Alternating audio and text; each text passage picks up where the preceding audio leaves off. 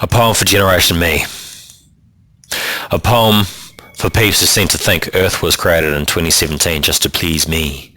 A poem for peeps who forget what a tupuna achieved, forgetting what we the people sacrificed to topple tyrant French and English kings and install elected regimes and MMP. So what a government was formed by the Nats, you're lucky you got democracy. Quit whining. Sure, the old folks left some Catholic guilt, but shot to the colonists for the shelters they built.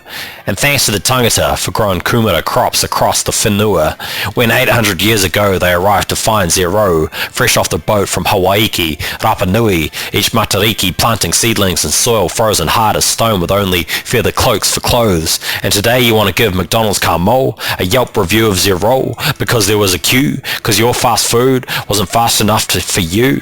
Should the first peeps had to drag goods and yams through storms 1,000 k's across the Pacific, and you want a bitch because you caught a pack lacks a drumstick? We need to get humble and mumble thanks up the family tree to peeps who bequeathed a world that is actually pretty damn sweet. Giordano Bruno had his mouth and tongue nailed shut and got staked and burned because he stood up against the church so we could learn we're not the center of the universe. People died of radiation burns so they could show you new elements. A nod to the Curies, my Polish peeps. And you blog and sob and weep because you got no likes on your narcissistic vlog last week. Shot to Scottish botanist Alexander Fleming. You owe him for your sick kids bloomin' penicillin. Shout out to Sidney Farber. His unpaid, thankless work in a damp Boston basement took research on leukemia that much farther. Cheers to the polio controlio of Jonas Salk. Without him you wouldn't walk. Props to the ancient boaters in Polish swamps who propagated plots and grew taters and hops so I could have a beer to wash down my Polish vodka shots. We owe it all to Neanderthals who stepped aside and gave Homo sapes the stage to take their place as the greatest apes, and Charles Darwin was watching, and he staked his reputation to conclude this was evolution in a book none of us have even read. We just typed TLDR, read a BuzzFeed listicle instead. You want a bitch about sugar and the gluten-free cuisine you put behind your privileged lips, bro? Long ago, the only diet used to be paleo, yo. Back in the day before flour, getting you a pizza delivered would take a lot longer than half an hour, and there wouldn't be any flavor except meat lovers, and without peeps in the Middle East domesticating wheat and yeast, your piece wouldn't even have a base, motherfucker.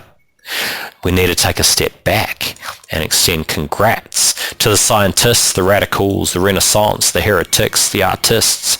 Recognize their sacrifices. Yo, Beethoven went deaf and still composed Ode to Joy.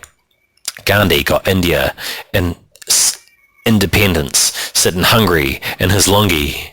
Jesus Christ took a spear in the side so he can inspire Martin Luther King and Ralph Abernathy. And you want a thumbs up emoji because you shared an activist meme you stole off Upworthy?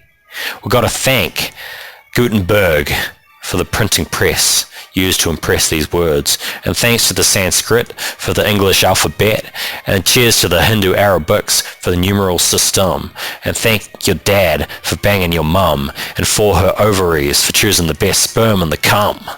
So, Generation Flake of Snow, next time you want to whinge about Game of Thrones, or rugby, sport, streaming speeds, or how there ought to be trigger warnings in every little thing you read, you gotta shut up. Don't whinge, don't weep. Don't tweet, because on the Endeavour, on the Nina Pinta or Santa Maria, on the Mayflower, on an outrigger coming from Hawaii, people like you wouldn't last one weekie.